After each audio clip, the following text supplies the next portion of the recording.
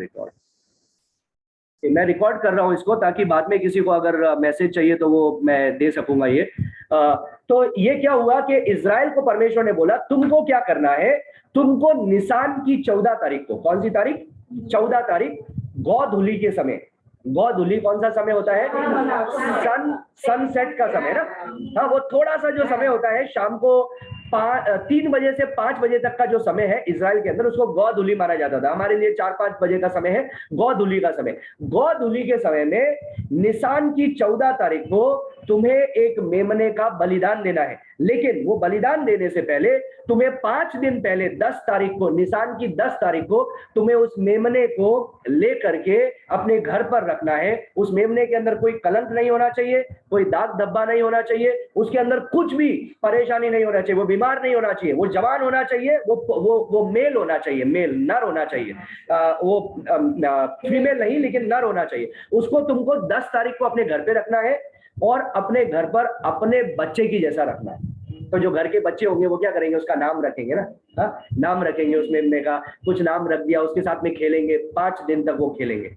5वें दिन गौधुली के समय उस मेमने को, निसान की 14 तारीख को परमेश्वर ने इजराइल को बोला जो मिस्र में थे कि तुम्हें इसको बलिदान करना है, इसका लहू अपने द्वार के चौखटों पर लगाना है। और उस रात को प्रलय का रात होगा, उस रात को प्रकोप की रात होगी। और वचन कहता है पूरे मिस्र में अंधेरा छा गया और परमेश्वर का मृत्यु का फरिश्ता क्या किया, गया और जिसके घर पर वो मेमने का लहू नहीं लगा था उसके पहलोटे का वध हो गया, मर गए। जबकि परमेश्वर ने पहले बोला था कि तुम मेरे लोगों को छोड़ दो, तुम मेरे लोगों को छोड़ दो। एक बार नहीं 10 बार बोला, 10 महामारियों के द्वारा बोला।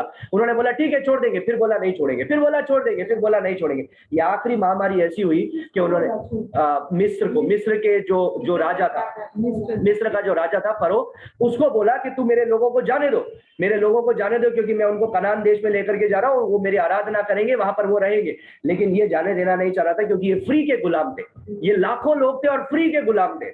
और परमेश्वर ने इन लोगों को बहुत आशीष दी थी कि ये जिस काम में हाथ डालते वो काम में आशीष होती। तो मिस्र के लोग उनको गुलाम बना के रखे और जाने नहीं दे रहे थे। तब क्या हुआ, उस रात को एक बहुत अंधकार छाया गया, सबके पहलोटे की मृत्यु हो गई। इजराइल के पहलोटे बचा लिए गए क्योंकि उनके घर के चौखटों पर मेमने का लहू मौजूद था। और ये होने के बाद में अगली सुबह परमेश्वर ने उनको बोला कि तुम क्या करो, कमर कस करके तुम तैयार रहो और सुबह होते ही तुम्हें क्या करना है, वहां से निकलना है। तुम अपने अपने पड़ोसियों से जाकर के बोलो कि सोना चांदी और बाकी जो चीजें हैं हमें दो। वो क्यों? क्योंकि वो परमेश्वर उनको ऐसा नहीं है कि परमेश्वर उनको लूटने के लिए बोल रहा है, वो उनकी खुद की मेहनत है। वो इतने साल 430 साल गुलामी में काम किया बिना किसी कमाई के, ये उनकी मेहनत है। इस मिस्र अगर फलवंत हुआ, अगर इजिप्ट फलवंत हुआ तो वो इन इजराइलियों के कारण हुआ था। तो परमेश्वर ने बोला तुम जाकर के अपने पड़ोसियों से बोलना कि सोना चांदी जो कुछ है हमें दो और वो तुम्हें देंगे। और ऐसा हुआ। वो अगले सुबह गए तो एक ऐसा भय छा गया चारों तरफ कि उन लोगों ने क्या किया, ऑटोमेटिकली इनको दिया और ये लोग वहां से निकले। अब लाल समुद्र तक पहुंचे थे कि मिस्र का जो राजा फरो, उसने फिर से सोचा अरे मैंने उनको क्यों जाने दिया। वो अपनी सारी सेना लेकर के उसके मारने के लिए आए। अभी ये भी लोग, इजराइल के लोग, इतने बड़े प्रलय से परमेश्वर ने उनको बचाया, 10 महामारियों से बचाया, आखिरी महामारी से बचाया। जब चारों तरफ आस पड़ोस में मातम है, इन लोगों के घरों में खुशियां है कि हमारे पहलोटे बच गए। ऐसे समय में भी इन्होंने क्या किया, परमेश्वर पे अविश्वास किया। इन्होंने बोला कि अब तू हमें मरने के लिए यहाँ पर लेकर के आया, सामने लाल समुद्र है और पीछे मिस्र की सेना है, हाँ आगे कुआं पीछे खाई। क्या मिस्र के अंदर कब्रें कम थी जो हमको यहाँ पर मरवाने के लिए लेकर के आया है? परमेश्वर ने वहां पर उनके लिए मूसा के द्वारा उस समुद्र को 2 भाग में किया। वो सूखी भूमि पर चले और जब वो दूसरी बार पहुंचे, ये लोग भी उनके पीछे पीछे चले, मिस्र की सेना। और क्या हुआ, और ये लोग पानी वापस आ गया और ये लोग वहीं पर ही उस जल के अंदर ही क्या हो गए, मर गए। और उस रात को बोलते हैं, जो मेमने को वध किया उसको बोलते हैं फसे। अभी सोचिए, परमेश्वर का टाइम टेबल देखिए कितना महान है। ये जब आप एक एक दिन एक एक चीज सुनेंगे ना तो आपको लगेगा वाह, ये परमेश्वर तो सचमुच में कितना महान परमेश्वर है। हम लोग फालतू में अपने तरफ से ईश्वर को ढूंढते हैं, लेकिन परमेश्वर ने क्या किया, हमें ढूंढा। ये परमेश्वर कितना महान है कि वो जो उसने किया था ना, वो सिर्फ एक परछाई थी, सिर्फ एक छाया थी, सिर्फ एक शेडो थी। आगे क्या होने वाला है, यीशु मसीह क्या करने वाला है, उसकी एक शेडो थी जो पुराने नियम में हुआ। अभी निसान की 10 तारीख थी पाम संडे। निसान की 10 तारीख थी पाम संडे, जिसको हम लोग बोलते हैं खजूर का रविवार। यीशु मसीह ने प्रवेश तो किया यरूशलेम में, क्यों किया? क्यों किया नहीं पता है लोगों को, किस लिए किया नहीं पता है। इज़राइल में वो तारीख थी निसान की 10 तारीख, जब मेमने को लाया जाता था, मंदिर में चेक किया जाता था, और उस मेमने को वो लोग क्या करते थे, ढोल डमीरों के साथ में तालियां बजाते हुए उसको लेकर के आते थे। और इसीलिए ये जो सप्ताह है ये उनके लिए विशेष सप्ताह था। और ये एक और बात विशेष था, क्योंकि ये 7 साल में पहली बार हुआ था कि उनके पास में 2 सबत थे, 2 सबत। एक तो जो फसह का पर्व होगा वो वाला सबत, और उसके अगला दिन सैटरडे का सबत। 2 सबत थे इस साल के अंदर, जब यीशु मसीह सबत मतलब विश्राम का दिन। तो वो लोग क्या बोलते थे, 7 साल के अंदर एक बार एक सबत होता है, और हर सप्ताह भी एक सबत होता है। तो हर सप्ताह का जो सबत है वो कौन सा है? सैटरडे का दिन। 6 दिन प्रभु ने काम किया, 7वें दिन उसने विश्राम किया, तो इसलिए उसको क्या बोलते हैं? सबत का दिन। और परमेश्वर ने बोला तुमको पवित्र रखना है उस दिन को। अभी हमारे लिए सबत का दिन कौन सा है? हम लोग संडे मानते हैं, क्योंकि ऐसा नहीं कि एक दिन मानना है कि हमको एक दिन को रखना ही, ऐसा नहीं है, लेकिन परमेश्वर के साथ में उपस्थिति में समय बिताना है, तो हर दिन बिताना है, लेकिन संडे को हम लोग विशेष करके उसको एक सबत के रूप में हम लोग करते हैं। पूरा एज इट इज नहीं करते हैं पुराने नियम में जो वो लोग जैसे करते थे, लेकिन हम लोग फिर भी उसको परमेश्वर के लिए रखते हैं। अभी ये साल के अंदर, जिस साल में यीशु मसीह मारा जा रहा है, कलवरी क्रूस से बलिदान हो रहा है, 2 सबत थे, फ्राइडे का सबत और सैटरडे का सबत। ये क्यों जरूरी है मैं आपको गुड फ्राइडे के दिन बताऊंगा। लेकिन सुनिए, अब क्या हुआ, यीशु मसीह यरूशलेम में प्रवेश किया। अभी ये फसह के पर्व में यरूशलेम की अगर जनसंख्या देखा जाए तो 20 से 30 हजार की जनसंख्या है यरूशलेम नगर की, 20 से 30 हजार। लेकिन फसह के पर्व के समय में ये जनसंख्या बढ़ करके 1.5 से 2 लाख हो जाती है। सोचो, 20-30 हजार की जनसंख्या 1.5 से 2 लाख हो गई तो क्या होगा? सिलीगुड़ी की जनसंख्या कितनी है? 10 लाख, राइट? 10 लाख सिलीगुड़ी की, अगर सिर्फ सिलीगुड़ी का देखा जाए तो 10 लाख जनसंख्या है। अब सोचो, सिलीगुड़ी की जनसंख्या बढ़ करके अगर 1 करोड़ हो जाए या 80 लाख हो जाए तो अर्थव्यवस्था कैसी होगी? होटल्स नहीं मिलेगी, रहने के लिए होटल्स नहीं मिलेगी, क्योंकि लोग आएंगे बाहर के, उनको तो चाहिए कुछ ना कुछ रहने के लिए। तो ऐसा समय था, इसलिए इतनी भीड़ का समय था कि जब यीशु मसीह ने गधे के बच्चे पर बैठ करके प्रवेश किया। जिस प्रकार से एक मेमने को यरूशलेम के मंदिर में ले जाया जाता था, वो उसको चेक करवाने के लिए क्या इसके अंदर कोई दाग धब्बा है या नहीं, कोई परेशानी है या नहीं, वैसे ही यीशु मसीह गधे के बच्चे पर बैठ करके यरूशलेम में प्रवेश किया। और इसीलिए पुराने नियम में भविष्यवाणी की गई है, देख तेरा दूल्हा गधे के बच्चे पर सवार होकर के तेरे सम्मुख प्रवेश कर रहा है। और उसको बोलते हैं होशन्ना। होशन्ना का मतलब क्या है? हे प्रभु हमें बचा, हे राजा हमें बचा। तो वे लोग होशन्ना के नारे लगा रहे थे। क्यों होशन्ना के नारे लगा रहे थे? क्योंकि रोमी साम्राज्य के अधीन में ये लोग थे। तो इन लोगों को लग रहा था यीशु मसीह आएगा तो हमको रोमियों से आजादी देगा, मतलब शारीरिक रीति से यीशु मसीह हमको ठीक करेगा। लेकिन यीशु मसीह शरीर के लिए नहीं आया, वो आत्मा के लिए आया, वो आत्मा को बचाने के लिए आया। लेकिन लोग उसको समझ नहीं पाए। आज भी कई लोग हैं जो क्या सोचते हैं, शरीर ठीक हो गया तो हो गया, यीशु मसीह का कल्याण कर दिया। शरीर ठीक नहीं हुआ तो कुछ नहीं, तो यीशु मसीह नहीं। Jesus came not only for physical but spiritual. ये मैंने आपको कल भी बताया था, आत्मिकता को बचाने के लिए यीशु मसीह आया। हर इंसान तो संसार को छोड़ करके जाएगा, कोई जल्दी चला जाएगा, कोई लेट से जाएगा, लेकिन जाएगा तो सही हर इंसान संसार को छोड़ करके। लेकिन कहाँ जाएगा वो मुख्य बात है, और इसलिए यीशु मसीह आया ताकि हम लोग उसके साथ में प्रवेश करें। तो यही सप्ताह इसलिए बहुत ही विशेष सप्ताह था। अभी ज्यादातर लोग सोचते हैं रविवार को, संडे को सुबह सुबह यीशु मसीह कहां पर प्रवेश किया? यरूशलेम में प्रवेश किया। सही नहीं है। यीशु मसीह यरूशलेम में रहता भी नहीं था, वो रहा भी नहीं। ये पूरे सप्ताह यीशु मसीह यरूशलेम में नहीं रुका। क्यों नहीं रुका? यरूशलेम में जगह नहीं है रुकने के लिए। 1.5 से 2 लाख लोग हैं, 20-30 हजार की पब्लिक होती है, अभी 1.5 से 2 लाख लोग हैं, कहां यीशु मसीह के रुकने के लिए जगह होगी? यीशु मसीह कहां पर ठहरा था आपको पता है? बैथनिया में। और बैथनिया कौन सी जगह है? मरियम, मार्था, लाजरस की जगह। हालेलुया। यीशु मसीह अपने जीवन के आखिरी सप्ताह में अपने सबसे प्रिय लोगों के घर पे ठहरा, जो है मरियम, मार्था और लाजरस।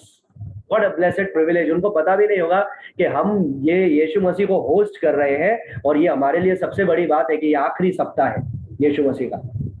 और क्या हुआ? यीशु मसीह गया, दिन के टाइम में गया होगा, लगभग 12-1 बजे के टाइम में यीशु मसीह यरूशलेम में प्रवेश किया गधे के बच्चे पर बैठ करके, और क्योंकि शाम हो रही थी इसलिए वो क्या किया, वापस वहां से लौटा। वो यरूशलेम के मंदिर में गया, उसने सब चीज देखा, लेकिन उसने कुछ किया नहीं, वो वापस लौट गया, क्योंकि उसको देर हो रही थी। अभी बैतनी की जो जगह है वो यरूशलेम से 2 मील की यात्रा पे, 2 मील मतलब लगभग 4-4.5 किलोमीटर की दूरी, लगभग 4-4.5 किलोमीटर की दूरी उसको फिर पार करनी है। ना हाईवेज है, ना गाड़ियां है, ना स्कॉर्पियो है, ना स्कूटी है, जाना है कैसे, गधे के बच्चे पर बैठ करके आया है। अभी हो सकता है पैदल जाना है, पैदल जाना है, और पहाड़ का रास्ता है, लाइट्स भी नहीं है, रोड लाइट भी नहीं है, तो इसलिए शाम होने से पहले उसको वापस जाना था। अभी शाम को 6 बज गया, इसका मतलब अगला दिन हो गया, शाम को 6 बजे से अगली शाम के 6 बजे तक, तो अगला दिन हो गया। तो आज का जो तारीख है, जो मंडे जिसको बोलते हैं, मंडे,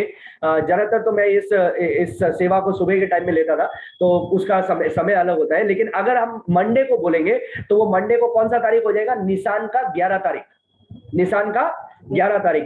14 तारीख निसान को यीशु मसीह कलवरी क्रूस पे बलिदान हुआ, शाम को 3 बजे, जो गौधूली का समय था। जो परमेश्वर ने बोला था कि मेमने को बलिदान देना है, वही मेमना यीशु मसीह बना, और 14 तारीख, निसान की 14 तारीख को शाम को 3 बजे वो क्या हुआ, वो फसह का मेमना बलिदान हुआ। वो जो मिस्र के अंदर परमेश्वर ने सारे पहलौठे को मारा, यहाँ पर 12 बजे से 3 बजे तक, फ्राइडे को 12 बजे से 3 बजे तक यीशु मसीह कलवरी क्रूस पर, 9 से 3 तक यीशु मसीह कलवरी क्रूस पे था, लेकिन 12 से 3 में एक पूरा अंधकार छा गया था। जो अंधकार वहां पर था मिस्र में, वही अंधकार यहाँ पर छाया, और वहां पर पहलौठों को परमेश्वर ने मारा था, यहाँ पर परमेश्वर ने अपने पहलौठे का बलिदान दिया। वो हमारे लिए वो मेमना बना जो कलवरी क्रूस पर बलिदान हुआ, उसके लहू के द्वारा हम बचाए जाते हैं। तो आइए हम स्टोरी को आगे देखें। समझ में आ रहा है आप लोगों को? ओके, आइए हम स्टोरी को आगे देखेंगे और देखेंगे मंडे को जो निसान का 10-11 तारीख था उसके विषय में हम लोग देखेंगे। ठीक है, अभी कोई बोलते हैं निसान का 10 तारीख, कोई बोलते हैं निसान का 11 तारीख। इसमें हमको कंफ्यूज होने की जरूरत नहीं है। क्यों कंफ्यूज होने की जरूरत नहीं है? क्योंकि मैंने आपको बताया इजराइल के अंदर भी 2 टाइम टेबल चलते हैं, एक नॉर्थ का, एक साउथ का। जो नॉर्थ का टाइम टेबल है वो सुबह 6 बजे से सुबह 6 बजे तक है, साउथ का टाइम टेबल शाम को 6 बजे से शाम को 6 बजे तक है। तो यहाँ पर हम लोग निसान का 10 तारीख भी बोल सकते हैं, निसान का 11 तारीख भी बोल सकते हैं, जो जिससे कुछ बदलाव नहीं होता है, ज्यादा कुछ बदलाव नहीं होता है। तो यहाँ पर यीशु मसीह ने क्या क्या किया उसको मैं आपको पढ़वाना चाहता हूँ। हम लोग सबसे पहले निकालेंगे मत्ती रचित सुसमाचार उसका 21 अध्याय, मत्ती 21 उसका 18 और 19 पद, मत्ती 21 उसका 18 और 19 पद। यहाँ पर ये सुबह की बात है, यीशु मसीह मंडे मॉर्निंग में ये घटना हो रही है, मंडे को मॉर्निंग में। कब? मंडे को मॉर्निंग में। अभी मैं इसको कंफ्यूजन नहीं हो इसलिए निसान का 10 तारीख बोलूंगा। हाँ, 18 और 19 पढ़ लीजिए जोर से, जल्दी से।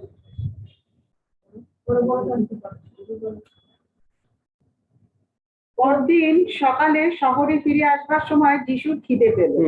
পথের পাশে একটা ডুমুর গাছ থেকে তিনি গাছটার কাছে গেলেন, কিন্তু তাতে পাতা ছাড়া আর কিছুই দেখতে পেলেন না। তখন থেকে গাছটাকে বললেন, আর কখনো তোমার মধ্যে ফল না ধরুক। আর তখনই ডুমুর গাছটা শুকিয়ে গেল। आमीन। 18 और 19 पद ये यीशु मसीह के जीवन का मंडे मॉर्निंग है। अभी यीशु मसीह संडे को, रविवार के दिन वो शाम को क्या हो गया, शाम को वापस आ गया अपने अपने अपने घर पर। अभी शाम को 6 बजे से मंडे चालू हो गया उनका। तो ये मंडे को सुबह सुबह की बात है कि यीशु मसीह फिर कहाँ जा रहा है, यीशु मसीह फिर यरूशलेम में जा रहा है, बैतनिया से यरूशलेम में। अभी बैतनिया से यरूशलेम कितना दूरी है? लगभग 4-4.5 किलोमीटर। यीशु मसीह पैदल जा रहा है। अभी सोचिए, यीशु मसीह 100% परमेश्वर है और 100% मनुष्य है। यीशु मसीह जितना मनुष्य है उतना ही परमेश्वर भी है। तो एक मनुष्य होने के नाते हम उसकी कुछ यहाँ पर बातों को देखेंगे, परमेश्वर होने के नाते कुछ बातों को हम लोग यहाँ पर देखेंगे। और ऐसा नहीं है कि यीशु मसीह, कुछ लोग बोलते हैं यीशु मसीह कुछ समय में परमेश्वर है, कुछ समय में मनुष्य है। कुछ लोग बोलते हैं यीशु मसीह आधा परमेश्वर है, आधा मनुष्य है, लेकिन ऐसा नहीं है। यीशु मसीह 100% मैन, 100% गॉड, ऑल टाइम, हर समय में। जब वो पृथ्वी पर था हर समय में 100% परमेश्वर, 100% मनुष्य। तो अब यहाँ पर यीशु मसीह सोमवार की सुबह को जा रहा है, और जब वो सोमवार की सुबह को नगर में जा रहा है, ही वॉज हंग्री, वो भूखा है। सुनिए, उसको एक लंबा दिन बिताना है, उसको पता है क्या क्या होने वाला है, उसको पता है कि इस सप्ताह में क्या क्या होने वाला है, उसको पता है मैं जिस जगह पर जा रहा हूं आज से 4 दिन बाद में इस जगह पर मैं क्रूज पे चढ़ाया जा रहा हूं। उसको पता है वो सारी पीड़ा उसके दिल में है, उससे पिता से अलग होने की पीड़ा उसके दिल में है, वो कलवरी क्रूज की पीड़ा उसके दिल में है। उसने पिता से प्रार्थना की थी गेत्सेमनी बगीचे में, हे पिता हो सके तो ये प्याला मुझसे टल जाए, मेरी नहीं लेकिन तेरी इच्छा पूरी हो। ये सारी भावना के साथ में यीशु मसीह क्या कर रहा है, यरूशलेम की ओर यात्रा कर रहा है। और जब यरूशलेम की ओर सोमवार सुबह को जब वो जा रहा है तो वहां पर उसको भूख लगी, और यहां पर देखते हैं एक फिग ट्री था, एक अंजीर का वृक्ष उसने देखा जिसके अंदर बहुत सारे पत्ते हैं लेकिन फल नहीं। अभी सुनिए, यीशु मसीह ने जो कुछ किया ना, जितनी चंगाइयां की, जितने आश्चर्य कर्म किए, उस सब के पीछे कुछ ना कुछ कारण है। ऐसे ही नहीं किया कि करना है बोल करके किया, नहीं, उसके पीछे कुछ ना कुछ कारण है। ये इसके पीछे भी कारण है, मैं आपको बताऊंगा थोड़ी देर में। मंडे को क्या क्या हुआ, तीन चीजें, तीन बातें विशेष करके सोमवार को हुई। पहली चीज जो हुई वो है अंजीर का वृक्ष।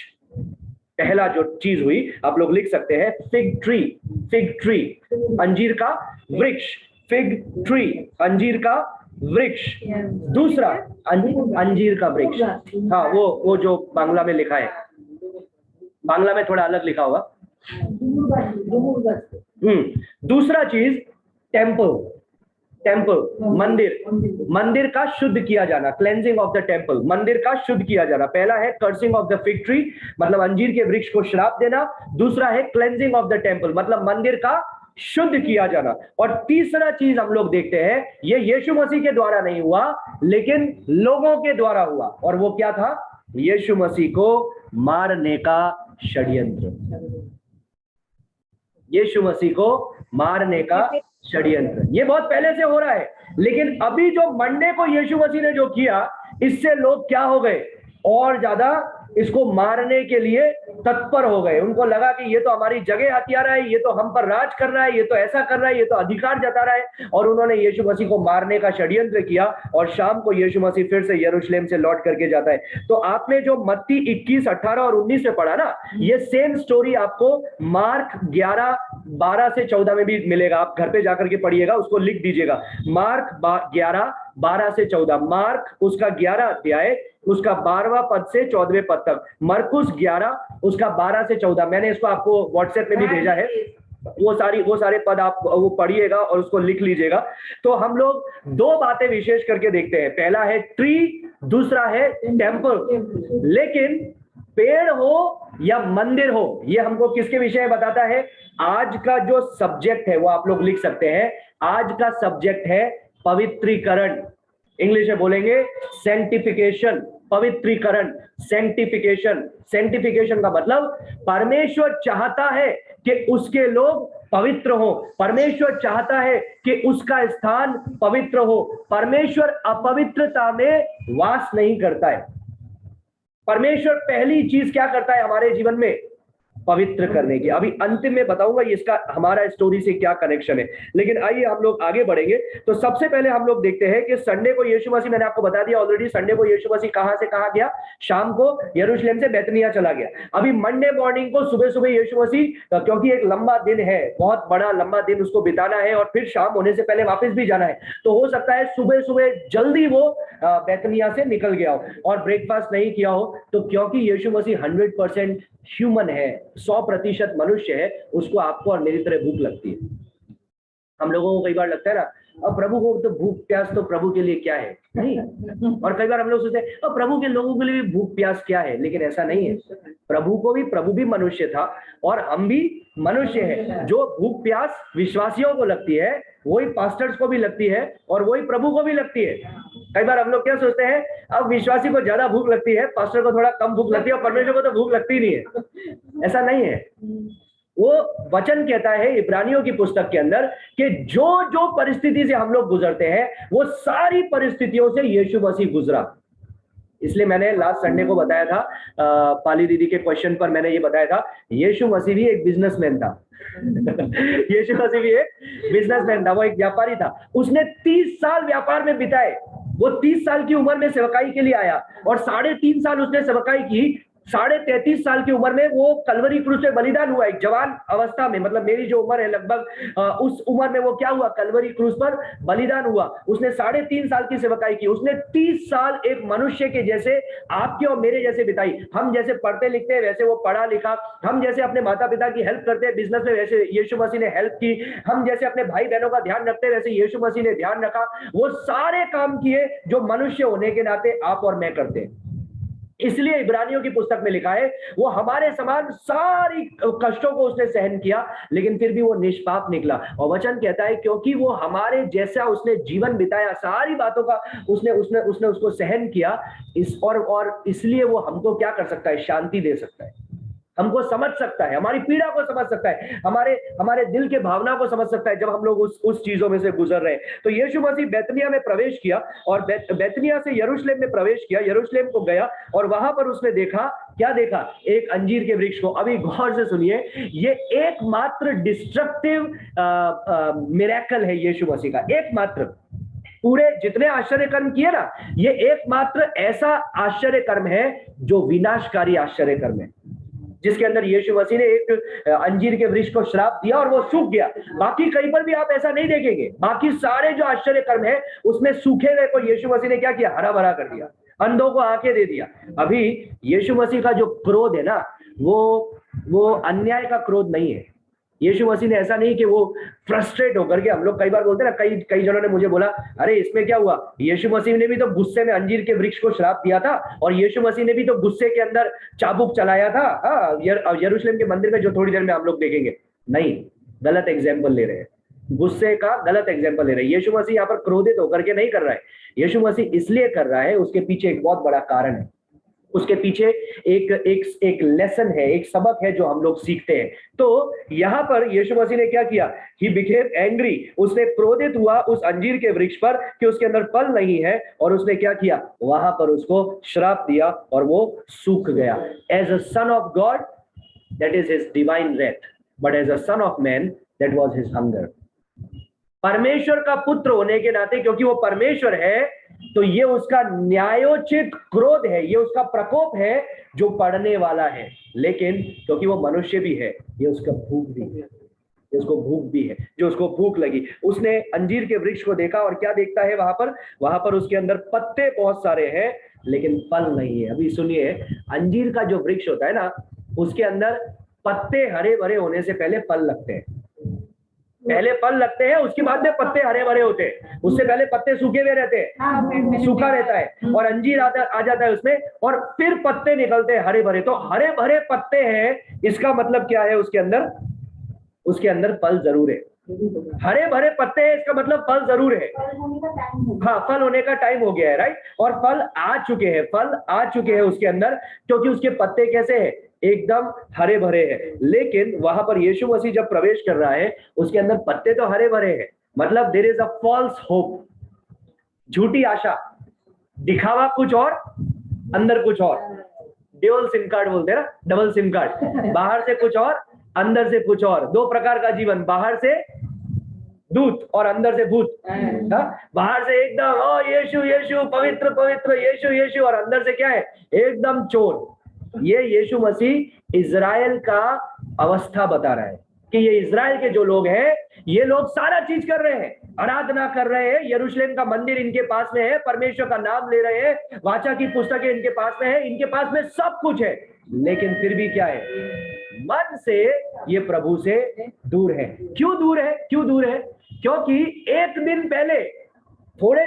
दिन पहले संडे को यीशु मसीह लगभग 1 बजे तक उसमें प्रवेश किया था यरूशलेम में, और जब लोग होशन्ना के नारे लगा रहे थे तो चेलों ने क्या, तो जो फरीसी थे उन्होंने क्या बोला, इनको बोल चुप हो जाए, इनको बोल ये लोग चुप हो जाए, ये क्यों तेरे सामने होशन्ना के नारे लगा रहे। यीशु मसीह ने बोला, मैं तुमसे सच सच कहता हूं कि अगर ये चुप हो जाएंगे तो पत्थर चिल्ला उठेंगे। हम लोग, आप और मैं, ऑनलाइन में भी जितने जुड़े हुए हैं, हम लोग कोई भी यहूदी नहीं है। हम लोग कोई यहूदी है क्या?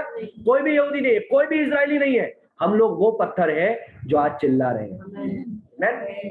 हम लोग वो पत्थर है जो आज चिल्ला रहे हैं। यीशु मसीह ने बोला कि तू अगर ये चुप हो जाएंगे तो क्या होगा, पत्थर भी चिल्ला उठेंगे, और ऐसा ही हुआ। तो यीशु मसीह जानता था इनके दिलों में क्या है, जब यीशु मसीह ने गधे के बच्चे पर बैठ करके प्रवेश किया, इन लोगों के फरीसी लोग आपस में मिलने लगे और धर्म के गुरु आपस में मिलने लगे और यीशु मसीह को क्रूस पे चढ़ाने की योजनाओं को बनाने लगे। यीशु मसीह वो सारी चीजों को जानता था। और आज सुबह जब यीशु मसीह जा रहा है, यीशु मसीह ने एक इलिस्ट्रेशन, एक उदाहरण दिया, इस अंजीर के वृक्ष से उदाहरण दिया, क्योंकि पुराने नियम में 2 पद देना चाहूंगा, आप लोग लिख लीजिए। होशे नबी की पुस्तक 9:10, होशे 9:10, होशेया 9:10 और 28 का 4, 9:10 और 28 का 4, 28 का 4। ये दोनों जगह पर आप जब देखेंगे वहां पर आपको अंजीर के विषय में पढ़ने के लिए मिलेगा, अंजीर के वृक्ष के विषय में पढ़ने के लिए मिलेगा। एक और पद में आपको देना चाहूंगा, व्यवस्था विवरण 8 सॉरी, व्यवस्था विवरण 8 अध्याय उसका 8 पद, व्यवस्था विवरण, द्वितीय विवरण 8 का 8 अध्याय 8 पद। यहाँ पर हम लोग इजराइल में देखेंगे कि इजराइल में हर जगह पर अंजीर के वृक्ष थे, और जो अंजीर के वृक्ष होते थे ना, वो लगभग 20 फुट ऊंचे होते थे और लगभग इतने ही चौड़े भी होते थे। 20 फुट लगभग उसकी शाखाएं इतनी चौड़ी होती थी और इतने ऊंचे भी होते थे, मतलब वो विशाल पेड़ होते थे, बहुत बड़े पेड़ होते थे। अभी अंजीर की कई क्वालिटीज आती है, छोटे अंजीर होते हैं, बड़े अंजीर होते हैं, और ज्यादा बड़े अंजीर होते हैं, मीडियम साइज के होते हैं। लेकिन यहाँ पर क्या हो रहा है, यीशु मसीह जो अंजीर के विषय में देख रहा है वो मार्च अप्रैल के अंदर उसका फल फलता है, जो ये समय है। यीशु मसीह जब प्रवेश कर रहा है, ये समय है, और यीशु मसीह वहां पर देख रहा है कि they have a false pretence, उनके पास में एक झूठी आशा है कि क्या है, पत्ते हरे भरे, इसका मतलब फल है, लेकिन जब पास गया तो फल है ही नहीं। परमेश्वर हमारे जीवन से बाहर ही नहीं देखता है, वो हमारे जीवन से फल भी देखता है। क्या हमारे जीवन में फल है या नहीं? कई जगह पर प्रभु ने बताया, प्रभु को झूठे लोग पसंद नहीं है, झूठी आशा वाले लोग पसंद नहीं है, जो बाहर से हाँ प्रभु मेरा सब कुछ है, मैं तो प्रभु के बिना कुछ करता ही नहीं, प्रभु ही मेरा सब कुछ है, और अंदर से क्या है, मैं मेरा जीवन का राजा हूं, मैं जो चाहूंगा वो करूंगा, मैं निर्णय बनाऊंगा। राजगद्दी पर कौन बैठा हुआ है? मैं खुद बैठा हूं, लेकिन बाहर से कैसा लग रहा है? मान लो यीशु मेरा राजगद्दी पर बैठा हुआ है। ऐसे लोग यीशु मसीह को पसंद नहीं है। यीशु मसीह अगर हमारे घर में आना चाहता है, so he don't want to come as a resident of the house, he wants to come as the president of the house। वो घर में सिर्फ एक बाशिंदा बनकर के, किराएदार बनकर के, प्रभु ये कमरा तेरा है, इस कमरे में आप रहो, बाकी सब कमरा मेरा है, उसके अंदर सिर्फ मैं रहूंगा, ऐसा नहीं। प्रभु चाहता है वो पूरे घर में परमेश्वर का राज।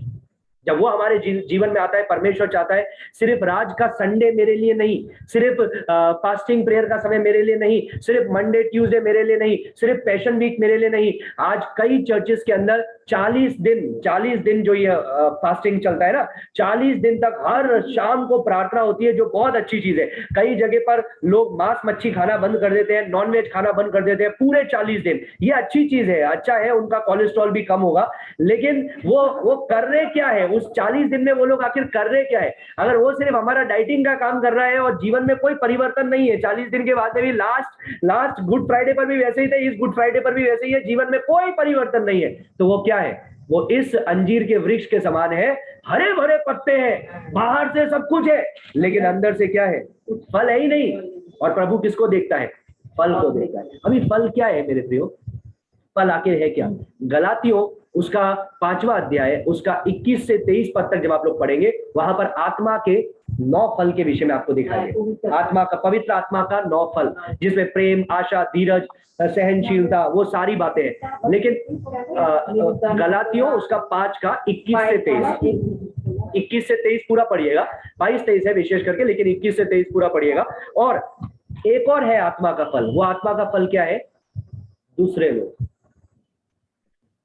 एक बीज का काम, फल का आखिर काम क्या होता है? फल क्यों होता है? फल आखिर है क्यों? 2 कारण है फल का। पहला कारण यह है पेट भरने के लिए। दूसरा कारण क्या है? वो फल को देख करके इंसान या पंछी या जानवर ललचाएगा, उसके पास में जाएगा, फल को खाएगा, लेकिन उसका जो बीज है वो इधर उधर फेंकेगा, और उससे क्या होगा?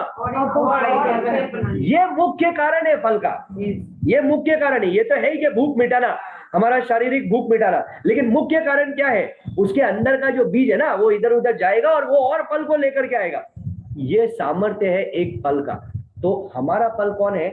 जिसको हम लोग, हमारे अंदर भी एक बीज है ना। क्या बीज है? प्रभु यीशु मसीह। यीशु मसीह बीज है। परमेश्वर का वचन बताता है पहला पतरस की पुस्तक में कि परमेश्वर ने हमको नाशवान बीज से नहीं, अनश्वर बीज के द्वारा, आत्मा के द्वारा, वचन के द्वारा प्रभु ने हमें नया जन्म दिया है, और हम लोगों के अंदर वो बीज है। अभी हम लोगों को क्या करना है, हमारा फल भी है ना।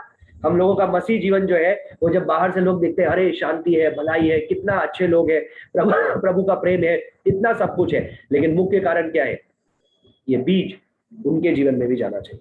क्योंकि जो आनंद को हमने पाया है वो आनंद हम चाहते हैं उसको भी मिले, जो प्रेम हमने पाया है वो प्रेम हम चाहते हैं उसको भी मिले। लोग बोलते हैं अरे तुम क्यों मसीह लोग, तुम क्यों जा जा करके लोगों को सुसमाचार सुनाते हो, तुम क्यों यीशु के बारे में बताते हो? इसलिए बताते हैं, अगर मेरे पास में आज भोजन है और मेरे को दिख रहा है बाकी लोग तो भूखे मर रहे हैं, हाँ उसका जीवन में ये भोजन की जरूरत है, और मैं अपने लिए रखूं और फिर मैं बोलूं नहीं मुझे अपने पड़ोसी से अपने समान प्रेम है, तो मैं तो झूठा हूं।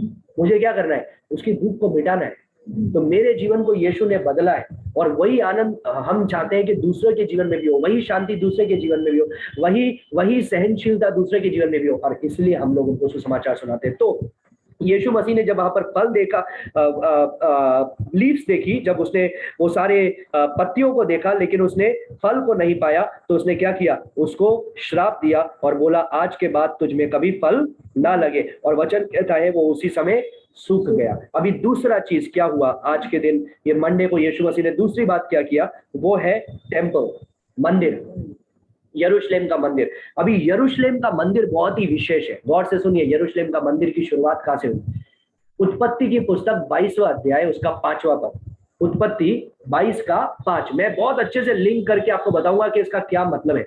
उत्पत्ति 22वां अध्याय उसका 5वां पद, वहां पर परमेश्वर ने 22 अध्याय में अब्राहम को परमेश्वर ने एक आदेश दिया। क्या आदेश दिया?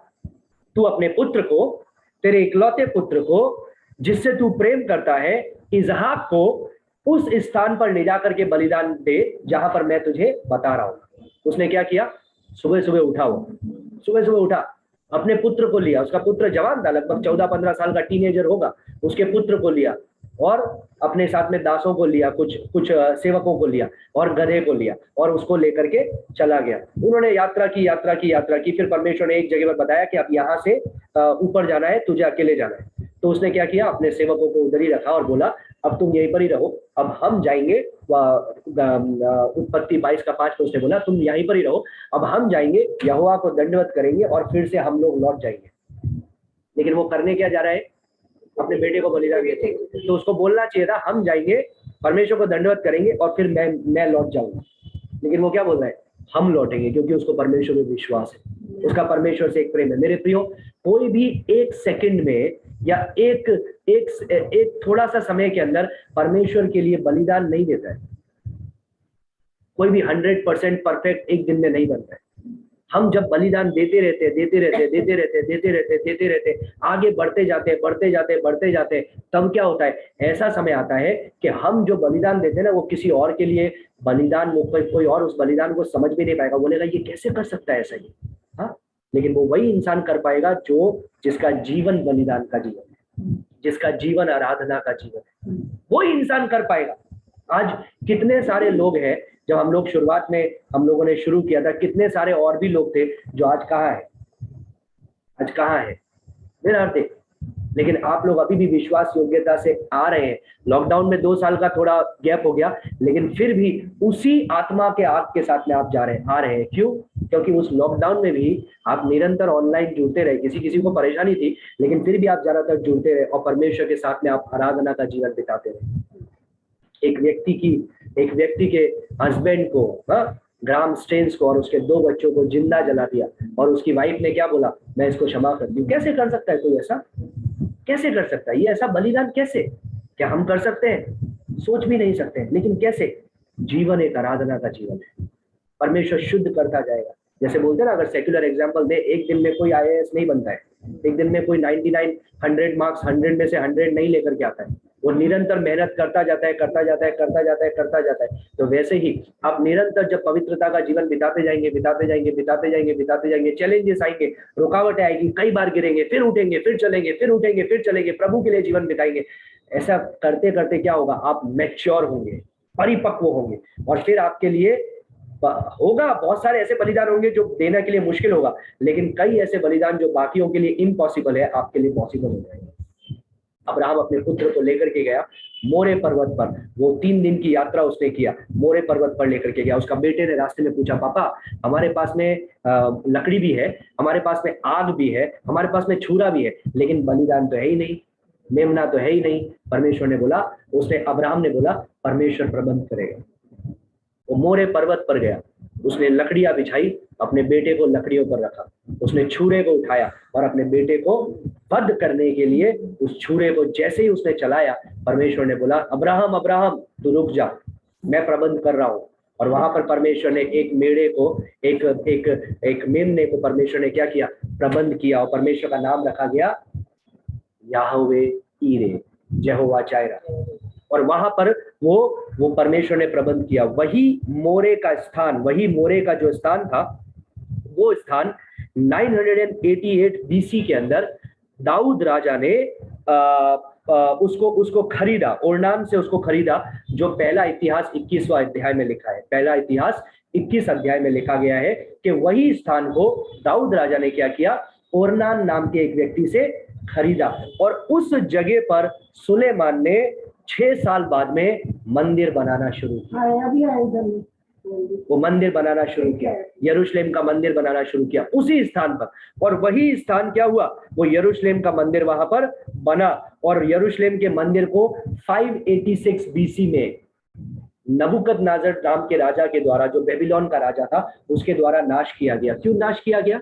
क्योंकि परमेश्वर ने यहूदी लोगों को बोला कि तुम मेरे पीछे चलो, तुम मेरे पवित्रता का जीवन बिताओ। उन्होंने क्या बोला, अरे हमारे पास में मंदिर है ना, काफी है, हमारे पास में वाचा की पुस्तक है, काफी है, हमारे पास में याजक है, काफी है, हमारे पास में बलिदान है, काफी है। लेकिन परमेश्वर को बलिदान नहीं चाहिए, सिर्फ परमेश्वर को क्या चाहिए, मन चाहिए, जीवन चाहिए। और जो उन लोगों ने नहीं दिया, वो लोग गलत काम करते रहे, वो लोग निर्जीव वस्तु की पूजा करते रहे, निर्जीव चीजों की पूजा करते रहे, उसमें ईश्वर को ढूंढते रहे। और बाकी जो लोग कर रहे हैं समाज के, वो लोग ऐसा ही करने लगे। तब परमेश्वर ने उनको बार बार वार्निंग दिया, अगर तुम ऐसा बंद नहीं करोगे तो मैं तुमको नाश कर दूंगा। उत्तरी राज्य को नाश किया, अभी दक्षिणी राज्य को भी नाश कर दूंगा। लेकिन उन्होंने वो बात नहीं सुना। उन्होंने बोला हमारे पास में मंदिर है, कुछ नहीं होगा हमारा।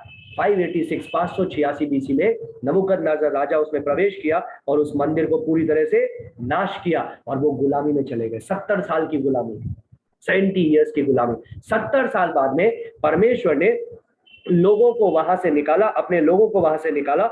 और क्या हुआ, ये जो मंदिर था ये फिर से बनाया गया, ये फिर से मंदिर बनाया गया। और वो बनाने के बाद में अब हम लोग देखते हैं रोमन्स लोग वहां पर क्या कर रहे हैं, राज कर रहे हैं। लेकिन 70 एडी के अंदर यीशु मसीह कलवरी क्रूस से बलिदान हुआ, उसके बाद में, उसके कई साल बाद में 70 एडी में ये मंदिर भी पूरी तरह से नाश हुआ। तो यीशु मसीह उस मंदिर के पास में जा रहा है। और आज मंदिर नहीं है यरूशलेम में, सिर्फ मंदिर का ढांचा है।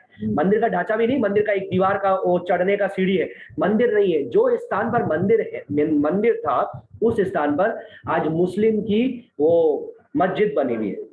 और इसी का उसको बोलते हैं डोम ऑफ द रॉक। हाँ, सोने का वो डोम दिखेगा आपको। और उसी चीज का युद्ध है कि ये जगह हमारा जगह है, जहां पर अब्राहम ने बलिदान दिया अपने बच्चे को, जहां पर दाऊद ने जिस जगह को खरीदा, सुलेमान ने उधर मंदिर बनाया, वो मंदिर तोड़ दिया गया। 586 बीसी में फिर से वो मंदिर तोड़ने के बाद में, उसके 70 साल बाद में फिर से वो मंदिर बनाया गया।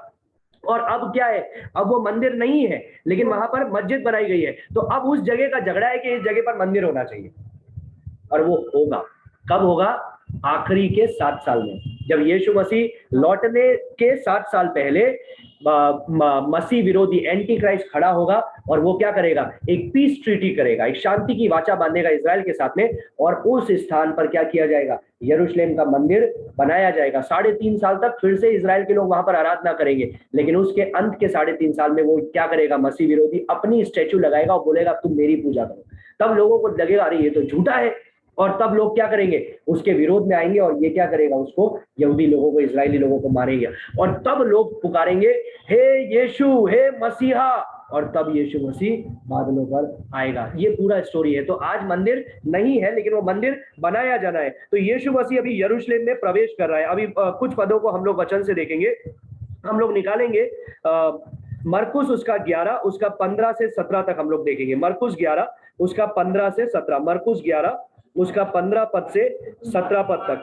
मरकुस 11 उसका 15 से 17, मरकुस से देखेंगे। ये लूका में भी लिखा है और दूसरा पुस्तक में भी लिखा है, लेकिन हम लोग मरकुस से देखेंगे। मरकुस 11 उसका 15 से 17, 15 पद में लिखा है, सो दे केम टू जेरूशलेम। अभी यीशु मसीह कहां पर आया है? यरूशलेम में आया है। Then Jesus went into the temple. अभी यीशु मसीह कहां गया? मंदिर के अंदर। संडे को भी मंदिर के पास में गया था, लेकिन समय थोड़ा था, शाम हो चुकी थी, उसको वापस बैतनिया लौटना था, इसलिए वो निकल गया। लेकिन मंडे को अभी वो क्या कर रहा है? मंदिर में जा रहा है, क्योंकि संडे को जो उसने मंदिर में देखा ना, उससे उसका मन में क्या होने लगा? उस मंदिर को शुद्ध करने के लिए एक भावना जागृत होने लगी, और इसलिए उसने अंजीर के वृक्ष को भी श्राप दिया, और अब वो मंदिर में प्रवेश किया। जब मंदिर में प्रवेश किया तो लिखा है, he began to drive out those who bought and sold in the temple and overturned the tables of the money changer and seats of those who sold doves। उसने क्या किया? वहां पर जो व्यापारी हैं, जो बिजनेस कर रहे हैं, क्या बिजनेस कर रहे हैं? अलग अलग चीजों को बेच रहे हैं, सिक्कों को बेच रहे हैं, चिड़ियाओं को बेच रहे हैं, बाकी जानवरों को बेच रहे हैं, उनकी बोलियां लगा रहे हैं। यीशु मसीह ने क्या किया? मंदिर से उनको बाहर निकाला। अभी होता क्या था मैं आपको बताऊंगा। ये लोग दूर दूर से आते थे और अपने साथ में मेमना लेकर के आते थे। कोई जो गरीब लोग होते थे वो मेमना अफोर्ड नहीं कर सकते थे, तो वो डव्स लेकर के आते थे, कबूतर। और जब वो लेकर के आते थे तो याजक उसको चेक करते थे और बोलते थे ये सही नहीं है, इसके अंदर ये दबा है, इसके अंदर ये खराब है, ये अच्छा नहीं है। क्यों? बिजनेस चल रहा है। क्या बिजनेस चल रहा है? अब वो वापस कहाँ जाएंगे लेने के लिए? बोलेगा अब ये नहीं चलेगा, इसको छोड़ दो, दूसरा लेकर के आओ, अगर बलिदान देना है। अब वो कितना मीलों की यात्रा करके आए हैं, वो कहाँ वापस जाएंगे लेने के लिए? तो बोलते थे अब हमको कहाँ से मिलेगा? यहीं पर ही पास में है, इससे ले लो तुम। अब वो क्या करेगा? जो 20 रुपए की चीज है उसको 2000 का बेचेगा, और इनका जो हजारों की बकरा होगा उसको क्या करेगा? 10 रुपए में, 5 रुपए में खरीद लेगा। बोलेगा ये इधर दे दो मुझे और मेरे से लो। अब वो उससे बेचा जाएगा। वैसे ही मंदिर में जो सिक्का चढ़ाया जाना है, अब वो सिक्का, वो जो अपने अपने देश से अपना अपना सिक्का लेकर के आएंगे, बोलेगा नहीं ये नहीं चलेगा, यहां से तुमको यही पैसा लेना पड़ेगा, तभी यही पैसे से होगा, जो मंदिर का विशेष सिक्का है। और वो मंदिर के सिक्के का दाम आसमान को छुएगा। मतलब बिजनेस, परमेश्वर के नाम पर बिजनेस किया जा रहा था। क्या आज ये हो रहा है? 10 रुपए की तेल की बोतल 1000 की बेची जाती है, और बोला जाता है ये अभिषेक से भरा हुआ तेल है। और कई ऐसे लोग हैं जो खरीद भी लेते, जो क्या करेंगे? 5000 देकर के 5 बोतलें भी लेकर के आएंगे। ये इस चीजों पे भरोसा नहीं रखना है। वचन के आधार पर ये बिल्कुल गलत है। वचन में कहीं नहीं लिखा है कि तेल में या पानी में या पत्थर में या मिट्टी में या किसी लकड़ी में अभिषेक है। नहीं, अभिषेक किससे आता है? सुनिए, अभिषेक किससे आता है? पवित्र आत्मा से। पवित्र आत्मा को तेल में डाल के रखेंगे? पवित्र आत्मा को लकड़ी में डाल करके रखेंगे? वो परमेश्वर तेल लकड़ी में रहने वाला नहीं है। अगर उसमें रहता तो परमेश्वर पहले ही बोलता कि तुम मेरी मूर्ति बनाओ। लेकिन परमेश्वर ने पहले ही दूसरी आज्ञा क्या बोली? पहली आज्ञा बोली परमेश्वर से प्रेम करो, दूसरी आज्ञा क्या बोली? तुम मेरी मूर्ति नहीं बनाओगे। समुद्र में किसी जीव के समान, आकाश में उड़ने वाली पंछी के समान, या पृथ्वी पर रहने वाले किसी जानवर के समान, या किसी मनुष्य के जैसा दिखने वाला मेरी आकृति, मेरी मूर्ति तुम नहीं बनाओगे। अगर तुमने बनाया तो वो श्राप है। अगर तुमने बनाया और बोला ये यीशु है, ये प्रभु है, ये परमेश्वर है, तो वो क्या है? वो श्राप है। वो परमेश्वर नहीं है, वो मनुष्य है। किसने यीशु मसीह को देखा, उसकी फोटो खींच करके लगाया? किसी अगर यूएस का लोगों ने बनाया अगर वो तस्वीर, तो वो अंग्रेज जैसा दिखेगा। हाँ, अगर साउथ इंडियन ने बनाया है तो वो थोड़ा काला काला दिखेगा। हाँ, निग्रो जैसा दिखेगा। तो हमको क्या करना है? ये बातों से सावधान रहना है। ये चीजें वहां पर हो रही थी, यीशु मसीह के समय में भी होती थी। ऐसा नहीं है कि अभी हो रही है सिर्फ, यीशु मसीह के समय में भी होती थी कि यीशु मसीह का नाम लेकर के, मतलब यहोवा का, परमेश्वर का नाम लेकर के चीजों को बिक्री किया जा रहा था मंदिर के अंदर। और आज भी लोग क्या कर रहे हैं? यही बिजनेस को चला रहे हैं मंदिर के अंदर। परमेश्वर का नाम लेकर के ये पवित्र तेल है, ये पवित्र पानी है, ये पवित्र ग्लास है, ये पवित्र कप है। आप किसी यूट्यूब पर या गॉड्स चैनल पर किसी फेमस प्रीचर को देखो, वो आधा घंटे का समय होगा तो उसमें 5-10 मिनट प्रचार करेगा और बाकी 20 मिनट वो बिक्री करेगा सामानों को, कि इसको लेने से ये हो जाएगा, इसको लेने से ये हो जाएगा, ये प्रार्थना का शॉल है, इसको ढकोगे तो परमेश्वर जल्दी तुम्हारी प्रार्थनाओं को सुनेगा। मैं सोचता हूँ ये सब मूर्खता की बातें कहाँ से आई है? कहाँ से आई है? ये हो रहा था, यीशु मसीह के समय में हो रहा था। और ये देख करके यीशु मसीह को इतना बुरा लगा कि वर्स नंबर 16 में लिखा है, he would not allow anyone to carry wares through the temple। उसने उसने अनुमति नहीं दिया कि कोई भी उसको इधर से उधर चीजों को लेकर के जाए। 17 पद में लिखा है उसने क्या किया, 16 पद के अंदर उसने 15 पद में उसने वो जो सारे मनी चेंजर्स का टेबल था उसको उठा करके फेंका, बाकी चीजें था उसको उठा करके फेंका। अभी ये दोनों ही डिस्ट्रक्टिव चीजें हैं, लेकिन दोनों ही चीजों में मनुष्य के ऊपर उसने नहीं किया, उसने चीजों पर किया। जो डिस्ट्रक्टिव, एकमात्र डिस्ट्रक्टिव मिरेकल मैंने आपको बताया ना, विनाशकारी आश्चर्यकर्म जिसके अंदर यीशु मसीह ने श्राप दिया, उसके अंदर किसको श्राप दिया? पेड़ को, मनुष्य को नहीं, पेड़ को। और यहां पर हम लोग देख रहे हैं, कई लोग बोलते हैं यीशु मसीह ने भी तो चाबुक मारा ना। अरे यीशु मसीह ने लोगों को नहीं मारा, यीशु मसीह ने वो जो कर रहे हैं उस चीज को वहां से हटाया, और जब हटाया तब यीशु मसीह ने क्या बोला 17वें पद के अंदर, it is it not written, क्या ये नहीं लिखा है मेरा घर परमेश्वर का घर होना चाहिए, प्रार्थना का भवन होना चाहिए, प्रार्थना का घर होना चाहिए, लेकिन तुमने इसको क्या किया है? डाकुओं की वो बनाया। अभी सिर्फ बिजनेस का मतलब सिर्फ यही नहीं है कि किस प्रकार से लोग बेचते हैं या बिक्री करते हैं, सिर्फ यही बिजनेस नहीं है। People also do spiritual business. आत्मिक व्यापार भी लोग क्या करते हैं। आत्मिक व्यापार मतलब हमको किसी भी तरह से क्या करना है? लोगों को भरना है, लाइक अ पॉलिटिशियन, एक राजनेता के समान हमको किसी भी तरह से एक लोगों को भरना है। लेकिन परमेश्वर का वचन क्या बोलता है? ये डाकुओं की गो नहीं है, ये प्रार्थना का स्थान है, ये पवित्रता का स्थान है। Sanctification is the primary goal of our Christian life. हमारे मसीह जीवन का सबसे बड़ा जो गोल है, जो सबसे बड़ा जो लक्ष्य है, वो है पवित्रीकरण। परमेश्वर ने बोला पवित्र बनो क्योंकि तुम्हारा परमेश्वर पवित्र है। 3 बार उसने बोला पवित्र पवित्र पवित्र, सेनाओं का यहोवा पवित्र है। वो भला है, सही बात है, वो प्रेम करने वाला है, सही बात है, लेकिन वो पवित्र है। ये पवित्रता उसका सबसे बड़ा चरित्र है। और यही परमेश्वर यहाँ पर भी बता रहा है। जो टेम्पल था, मंदिर था, वो भ्रष्ट कर दिया था, वहां के लीडर्स जो थे वो भ्रष्ट हो गए थे, वहां के लोग भ्रष्ट हो गए थे, वहां का जाति भ्रष्ट हो गई थी, और इतने बुरी परिस्थिति के अंदर यीशु मसीह वहां पर प्रवेश करता है। और यीशु मसीह क्या करता है? वहां पर न्याय लेकर के आता है। सुनिए, यीशु मसीह ने अपनी सेवकाई के शुरुआत में भी मंदिर में प्रवेश किया था, और ऐसा ही किया था।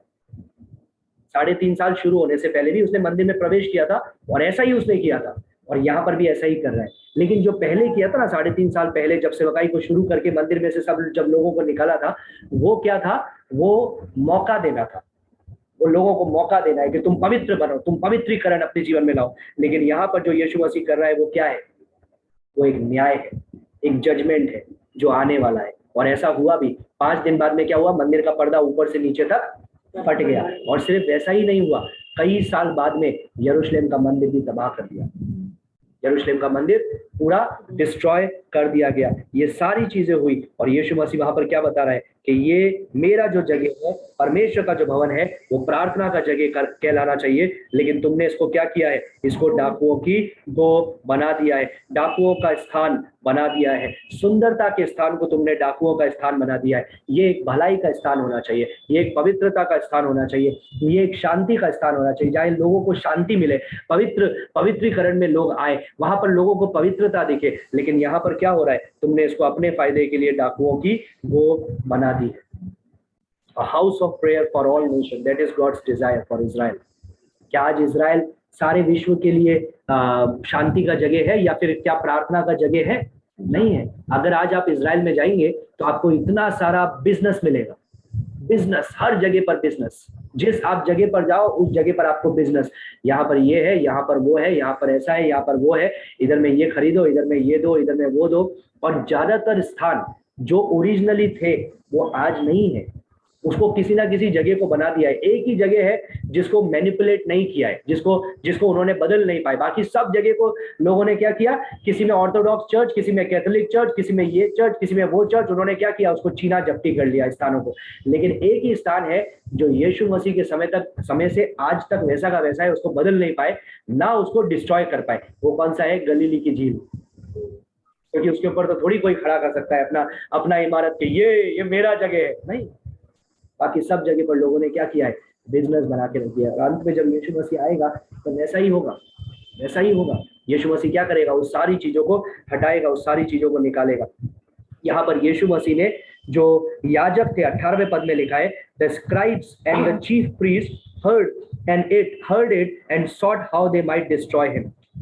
अभी अंतिम बात जो हम लोग वचन से देख रहे हैं वो क्या है? परमेश्वर अब जब ये सारी चीजों को कर रहा है तो लोगों का क्या रिएक्शन है? लोगों का क्या रिएक्शन है? और लोगों का क्या रिएक्शन है? सबसे पहले जो परमेश्वर के लोग हैं, जो परमेश्वर के लोग कहलाए जाते हैं, शास्त्री, फरीसी, इन लोगों ने जब यीशु मसीह की ये बात सुनी, यीशु मसीह को मार डालने के लिए चुना।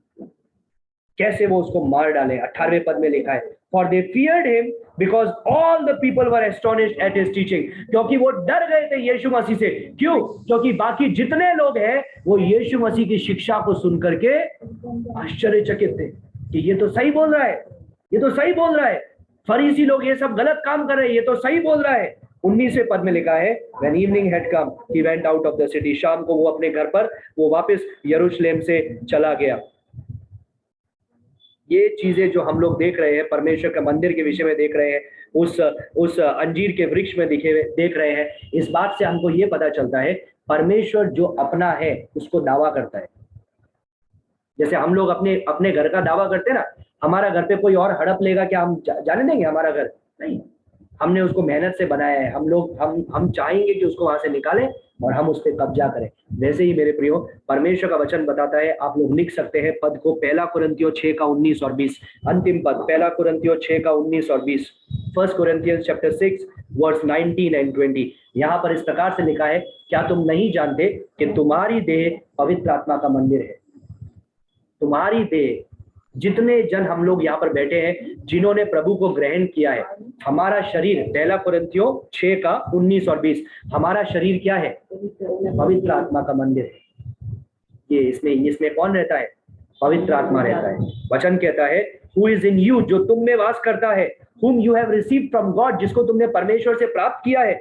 You are not your own, तुम अपने आप के नहीं हो। You are bought with a price, तुम एक मोल लेकर के खरीदे गए हो।